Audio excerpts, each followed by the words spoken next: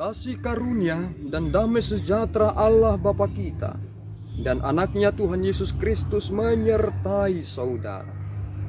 Amin. Shalom, saudara-saudari yang terkasih di dalam nama Tuhan Yesus Kristus. Senang bisa menyapa saudara di tempat saudara berada hari ini. Dalam dimensi yang berbeda, tetapi dalam dunia yang sama. Sebagai insan yang diciptakan untuk Tuhan, sebelum kita melakukan rangkaian aktivitas kita pada hari ini, marilah kita mengawalinya dengan mendengarkan firman Tuhan.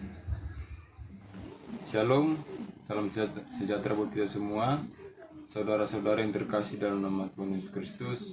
Renungan hari ini yang diangkat dari Yeremia 4 ayat 14. Bersihkanlah hatimu dari kejahatan, hai Yerusalem, supaya engkau diselamatkan.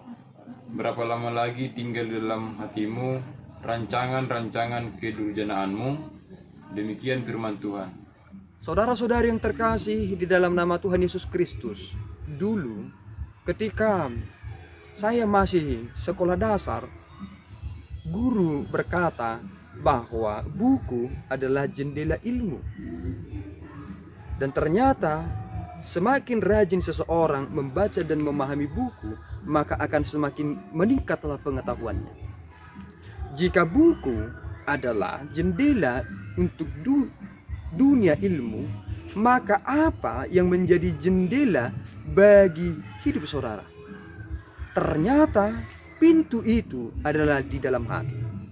Jika di dalam hati penuh dengan kejahatan, maka kita tidak dapat memungkiri apa yang kita katakan, karena itu berasal dari satu sumber.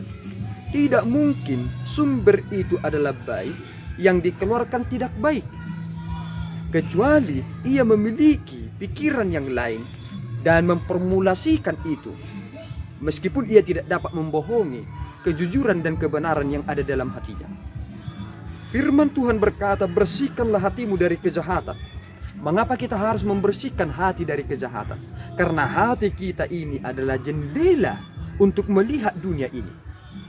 Coba perhatikan saudaraku, semakin sedikit orang yang pada zaman sekarang ini memiliki sifat untuk bersimpatik. Simpatik itu adalah dari kata sim dan pathos. Sim itu adalah kebersamaan, pathos adalah rasa. Dan ketika kita memiliki satu rasa yang sama, maka itu akan melahirkan empati kepada orang lain.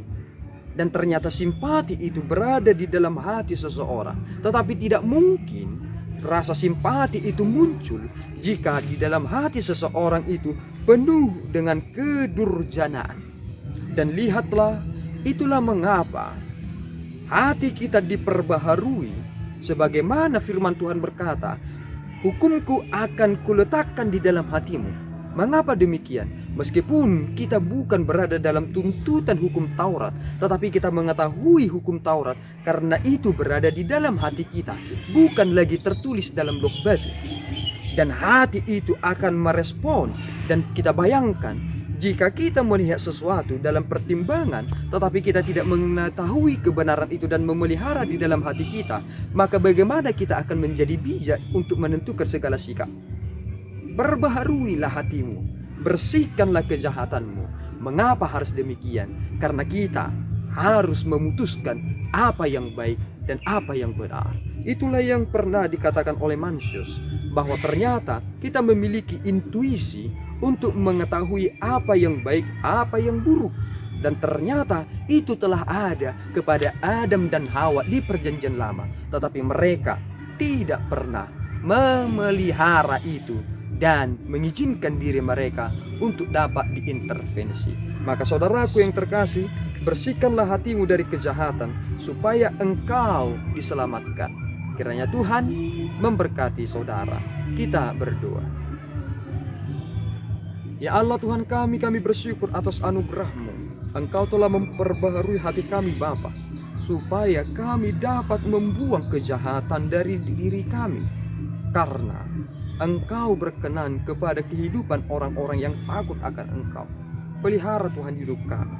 Jadikan hati kami senantiasa merespon, selalu rindu mendengarkan firman, sehingga kami menjadi pribadi yang baik, yang sesuai dengan kehendak Bapa.